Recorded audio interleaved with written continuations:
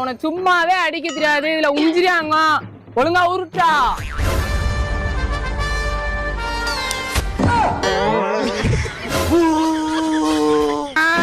குண்டோட நான் வீட்டுக்கு போறேன். எங்க வீட்டுக்கு போறா? ஒரு குண்டு தானே உடஞ்சிருக்கு, இன்னொரு குண்டு ஒன்று இருக்குல்ல, அதை எடுத்து வைடா. எடுத்து வைக்கல எல்லாத்துட்டும் மூச்சு குத்துவாங்க. இருடா, நானும் குண்டை உடைப்பேன்டா, நீயும் மாத்து குண்டு வைக்கணும். அதே குண்டு வைக்க கூடாது.